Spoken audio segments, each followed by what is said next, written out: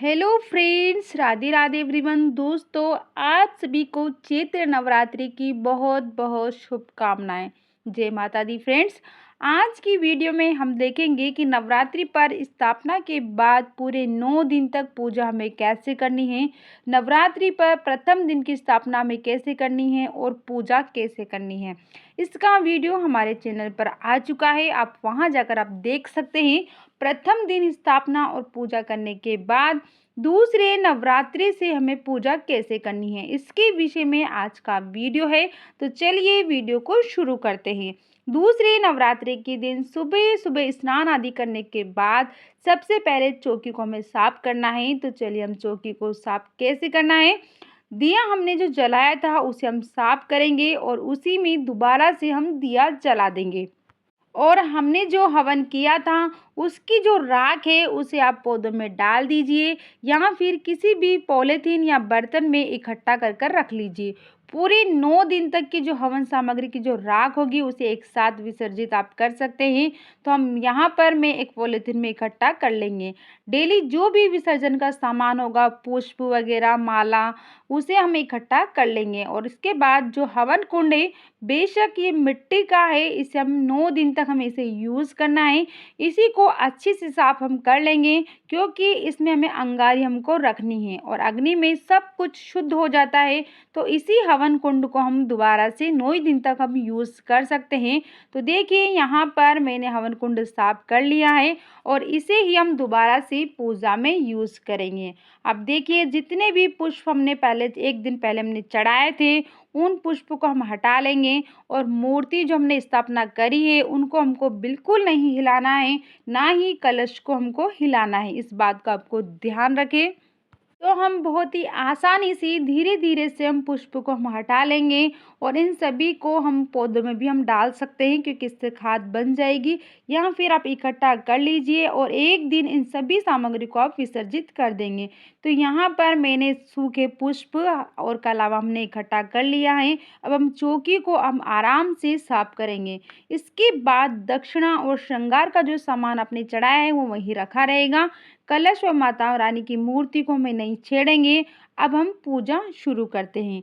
पूजा में सभी को हम स्नान करा देंगे। भाव स्वरूप हम छींटे लगाकर जल के स्नान करा देंगे और उसके बाद घी का हम दिया जलाएंगे। तो देसी घी का दिया हम जला देंगे और दिया जलाने के बाद देखिए चुनरी और जनेऊ हमने पहले दिन समर्पित कर दी थी, तो हम बाकी दिन हम कलावा समर्पित कर सकते हैं। यहाँ पर मैं कलावा समर्पित कर दूंगी। उसके बाद हम सभी को तिलक करेंगे। तो यहाँ पर मैं दिए को तिलक करेंगे, कलश को तिलक कर देंगे, माता रानी को हम तिलक कर देंगे और तिलक करने के बाद हम सभी को अक्षत समर्पित करेंगे।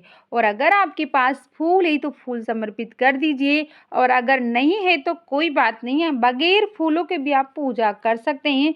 वैसे तो नवरात्रि में आपको कहीं भी बहुत ही आसानी से आपको फूल मिल जाएंगे। पुष्प समर्पित करने के बाद भोग समर्पित कर देंगे। तो भोग में पताशे मिल जाए तो बहुत अच्छी बात है, नहीं तो आप मिश्री का भोग आप लगा सकते हैं या फिर आप घर पर हलवा बनाकर भी माता रानी को आप भोग लगा सकते हैं। साथ में जो भी ऋतुफल आपको मिल जाए वो ऋतुफल आप समर्पित कर दीजिए। फल का आप भोग लगा सकते हैं। अब हम जल समर्पित करेंगे। तो 1 लोटा शुद्ध जल हमने ले लिया है और यदि आप दुर्गा चालीसा का पाठ आप करते हैं तो सीधे हाथ में फूल, एक पुष्प लेकर पाठ आप कर सकते हैं या फिर नवरात्रि की कथा भी आप सुन सकते हैं। कथा सुनने के बाद या फिर आप दुर्गा चालीसा का पाठ करते हैं तो पाठ करने के बाद आपने जो हाथ में पुष्प लिया है वो आप माता रानी के चरणों में समर्पित हम कर देंगे। इसके बाद हम अग्नि में भोग समर्पित हमको करना होता है, मतलब छोटा सा हवन हमको करना है। तो देखिए यहाँ पर मैं गाय के गोबर से बने उपले, जिन्हें कंडे भी कहते हैं, उनको मैं जला लूँगी और जलाने के बाद इस हवन कुंड है छोटा सा, इस पर मैं हम रख देंगे और उसी पर देसी घी हम डाल देंगे। इसके बाद थोड़े से कपूर के टुकड़े हम इसमें रख देंगे ताकि अच्छे से अग्नि प्रज्वलित हो। तो कपूर हमने डाल दिया है, इसको हम जला लेंगे। अब इसके ऊपर हमको 2 लौंग का जोड़ा हमको समर्पित करेंगे। तो 2 लौंग हम लेंगे, 2 लौंग हमने डाल दिए। इसी के बाद 2 लौंग हमें डालने हैं। लौंग के बाद हम इसको घी में डीप करके हमको लौंग को डालना है ताकि अच्छे से अग्नि प्रज्वलित हो जाए। इसके बाद हम भोग हमने जो लगाया है पताशी का या फिर मिश्री का, जिसका भी आपने भोग लगाया है, वो भी इसमें समर्पित अग्नि में कर दीजिए। यहाँ पर मैं अग्नि में भोग लगा दूंगी। कहते हैं कि अग्नि पर जो भोग लगाया जाता है वो सीधा देवी देवताओं तक जाता है।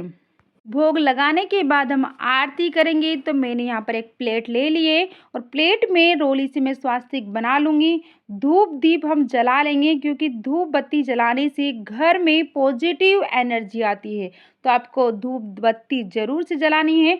धूप बत्ती जलाने के बाद हमने जो दिया जलाया था उसको हम प्लेट में रख लेंगे और प्लेट में रखने के बाद हम आरती करेंगे माता रानी की। बहुत ही प्रेम पूर्वक हम आरती करेंगे।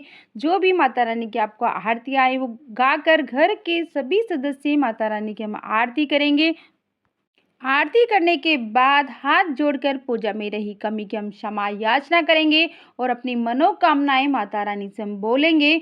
उसके बाद हमने जो ज्वारे बोए हैं उनमें थोड़ा सा जल हम सींच देंगे। बहुत ज़्यादा जल आपको नहीं सींचना है, थोड़ा थोड़ा जल हमको सींचना है। थोड़ा जल हम लेकर साथ में हम हाथ में थोड़ा सा जल हम ले लेंगे और जो हमने भोग लगाया है उस पर हम 2 बार हम वार देंगे। इसी के साथ हमारी पूजा पूर्ण हो जाएगी। आरती करने के बाद हम घर के सभी सदस्यों को आरती हम दे देंगे और हमने जो हवन किया है इस हवन के छोटे से कुंड को हम पूरे घर में, हमारे घर के सभी कमरों में इस हवन कुंड को हम घुमा देंगे। इससे हमारा घर पूरा घर हम शुद्ध हो जाएगा। फिर इसी वापस इस कुंड को लाकर हम वहीं पर चौकी पर हम रख देंगे। तो दोस्तों नवरात्रि के पूरे 9 दिन तक हमें इसी तरीके से हमें पूजा करनी है। बहुत ही सरल सी विधि है। वीडियो आपको कैसी लगी? वीडियो पसंद आई हो तो लाइक शेयर जरूर करें।